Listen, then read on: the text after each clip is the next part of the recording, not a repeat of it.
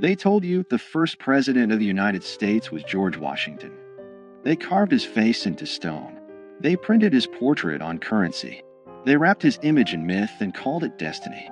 From elementary school classrooms to marble monuments in the Capitol, the story was simple, polished, and final. America began under Washington. But what if that story was not the whole truth?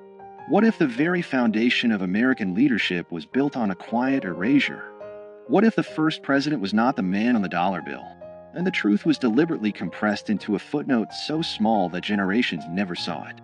Because before George Washington placed his hand on the Bible in 1789, another man had already held the title of President of the United States. His name was John Hanson, and the fact that most Americans have never heard that name is not an accident. It is a story of constitutional confusion, political myth-making, and the deliberate shaping of national memory.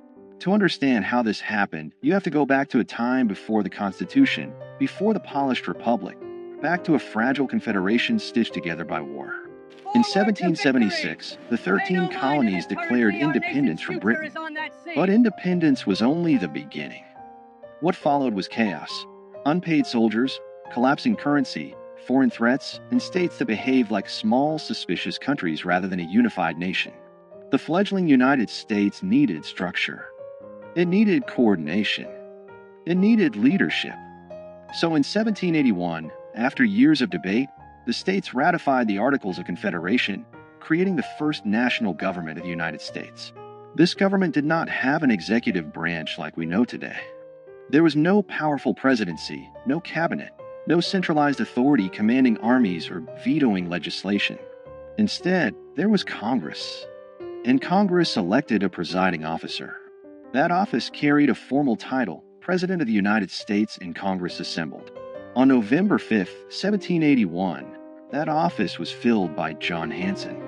Hanson was not a general. He was not a towering plantation owner from Virginia. He was a merchant and statesman from Maryland. But when Congress selected him as its presiding officer, he became by title President of the United States. This was not symbolic. Under the Articles of Confederation, Congress was the national government. There was no separate executive. The President of Congress signed documents, corresponded with foreign powers, oversaw administrative matters, and in many ways embodied the leadership of the nation. Hanson served a one-year term. During that time, the Revolutionary War was still underway. He dealt with financial instability, troop demobilization, and diplomatic recognition. He presided over Congress as it accepted the British surrender at Yorktown's aftermath and navigated the fragile early sovereignty of the new republic. And yet his name is rarely mentioned outside specialized historical discussions. Why?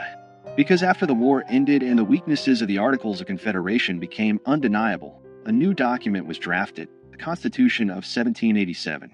This Constitution created a radically different office, a singular executive with defined powers, independent authority, and national visibility. It created what Americans now recognize as the presidency. In 1789, George Washington was elected under this new constitutional framework. He was not the first man to hold the title President of the United States, but he was the first president under the Constitution. That distinction matters. But over time, nuance was erased. The founders themselves understood the difference. They did not consider the presidency under the Articles equivalent to the executive created in 1787. The earlier office was primarily procedural, a presiding officer chosen by Congress, not a nationally elected executive. Yet as American mythology grew, complexity became inconvenient. A nation prefers clean origin stories. Washington became the first president, not because no one held the title before him, but because the new constitutional order redefined what the presidency meant. The old office faded into obscurity, but obscurity is not the same as non-existence. John Hanson was not alone. Before Washington, several men served as president of Congress under the Articles of Confederation, including Peyton Randolph, Henry Laurens, John Jay, and others. Hanson's distinction lies in being the first to serve a full one-year term after the Articles were fully ratified by all 13 states. And that ratification detail is where the controversy lives. Some historians argue that because Maryland was the last state to ratify the Articles in 1781, and Hanson was elected after that ratification, he was technically the first president of the fully unified United States government. This claim has been amplified in certain circles as proof that Washington was not the first president. But the reality is more layered. The presidency under the Articles had no independent executive power. It had no veto authority. It had no control over a standing army. It was not elected by the people or an electoral college. It was chosen by members of Congress and largely functioned as a moderator and administrator. Calling Hanson the first president in the same sense as Washington would be misleading. Yet erasing him entirely is equally misleading. The shock is not that Washington was not first. The shock is that American civic education rarely explains the transition between two completely different governmental systems. The real foundational lie is not that Washington served first. It is that the story of American leadership begins neatly in 1789. It does not. It begins in confusion, experiment, and fragility. During Hanson's presidency, Congress established Thanksgiving as a national day of observance in 1782. It adopted the Great Seal of the United States. It managed foreign affairs and struggled to pay soldiers. It dealt with mutinies and financial crisis. These were not ceremonial tasks. They were existential. Yet when the Constitution replaced the Articles, the previous system was treated almost like a draft that never counted. The national memory pivoted hard toward the stronger executive model, and the earlier presidents of Congress became historical footnotes. Why would a nation simplify its own origin? Because power shapes narrative. The Constitution was framed as a corrective to weakness. Federalists argued that the Articles created a government too feeble to survive. By elevating Washington as the first president, the new system symbolically reset the clock. It framed 1789 as year one. The earlier period became a prelude rather than a beginning. This was not necessarily a malicious conspiracy. It was nation-building through storytelling. But storytelling always chooses emphasis. And when emphasis becomes repetition, repetition becomes truth. Over time, monuments, textbooks, and civic rituals reinforce the narrative. Washington was father of his country. He set precedents. He defined the executive branch. He stepped down voluntarily, shaping democratic norms. All of that is true. But what disappeared in the retelling was the messy prologue. The presidency did not emerge fully formed. It evolved. Under the Articles of Confederation, the central government had no power to tax. It could not compel states to provide troops or funds. Economic instability led to unrest like Shays' Rebellion in 1786–87. These crises exposed structural weaknesses. The Constitutional Convention of 1787 was not simply an upgrade, it was a reinvention. The executive office created in Article 2 of the Constitution bore little resemblance to the presiding officer of Congress under the Articles. Washington's presidency represented a new experiment entirely. But here is where document shock enters the story. The Articles of Confederation explicitly use the title President of the United States in Congress assembled. That phrase is preserved in historical records. It is not folklore. It is written law. That means technically that someone held the title before Washington. The shock is not fabricated. It is documented. The question is not whether Hanson held the title. He did. The question is whether holding that title made him equivalent to the constitutional presidency Americans celebrate. It did not. But the refusal to explain that difference clearly has fueled decades of confusion, and in some cases, deliberate myth-making. In the 20th century, certain advocacy groups and state historians promoted Hanson as the real first president, sometimes to elevate regional pride or challenge federal narratives. Statues were erected. Claims were printed in pamphlets. The nuance disappeared again, this time in the opposite direction. History swung from erasure to exaggeration. The truth lives in the middle. Washington was the first president under the United States Constitution.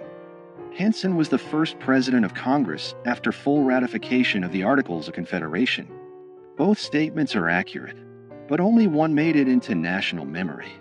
This selective remembering reveals something deeper about American identity. The country prefers strong beginnings. It prefers heroic founders over experimental committees. It prefers marble certainty over procedural evolution. And so the fragile Confederation years are compressed into a blur between 1776 and 1789. That compression has consequences. When citizens believe their institutions sprang into existence fully formed, they misunderstand how governments evolve. They lose sight of how constitutional design responds to crisis. They forget that American democracy was not inevitable. It was negotiated, revised, and sometimes nearly abandoned. John Hanson's obscurity is not a scandal in the sense of conspiracy. It is a symptom of how nations curate memory. But in a broader sense, it does change everything. Because if the first chapter of the presidency has been simplified, what else has been streamlined for comfort? What other transitions have been flattened into clean narratives? The early republic was unstable. The Articles government was weak by design. Many Americans feared centralized authority after living under British rule. The pendulum swung towards state sovereignty, and then swung back when that model proved insufficient. Washington's presidency did not emerge from triumph alone. It emerged from failure. Understanding Hanson's role forces us to confront that failure. It reminds us that the United States had a first attempt at national government that did not work as intended. It reminds us that the presidency itself was born from revision. And it challenges the idea that history is a straight line. If Hanson is remembered only as a trivia question, was Washington really first? The deeper lesson is missed. The deeper lesson is institutional transformation. The presidency Americans know today is not static. It has expanded dramatically since 1789. Executive power has grown through war, legislation, judicial interpretation, and precedent. From Washington's cautious leadership to the sweeping authority exercised during the Civil War under Abraham Lincoln, to the global executive power of modern administrations, the office has continuously evolved. Recognizing the earlier presidency under the Articles reveals that evolution in its earliest stage. It shows that titles alone do not define power. Structures do. And structures can change. In the end, the accusation embedded in this story is not that America lied about Washington. It is that America simplified itself. It presented a polished origin instead of a complicated birth. John Hanson's relative obscurity is not an injustice of race or suppression in the way other historical erasures have been. It is a reminder that institutional memory is selective. But selective memory shapes civic understanding. When citizens learn that there was a president before Washington, even if only in a different governmental form, they are forced to reconsider what first really means. They are forced to look closer. And when people look closer at their foundations, they often discover cracks, not fatal ones, but human ones. That discovery does not weaken democracy. It strengthens it. Because mature nations do not fear complexity. They embrace it. America's first president was hidden, not in a secret archive, not in a burned document, but in the quiet margins of a transitional government that did not survive. And understanding that hidden chapter changes everything about how we see beginnings. It reveals that power is defined by structure, that titles can shift meaning, and that national memory is shaped as much by storytelling as by fact. George Washington remains the first president under the Constitution. John Hanson remains the first president of the United States in Congress assembled after full ratification of the Articles of Confederation. Both are true, but only one became legend. The question is not whether Washington deserves his place. He does. The question is whether we are willing to tell the whole story. Because the moment we admit that the presidency had an earlier form, weaker, different, experimental, we acknowledge that America itself was once uncertain, unfinished, and fragile. And that realization changes everything. It reminds us that the nation was built not only by giants carved in stone, but also by administrators whose names faded when the structure they served was replaced. History does not always erase with fire. Sometimes it erases with simplification. And sometimes the most powerful revelations are not about scandal, but about structure.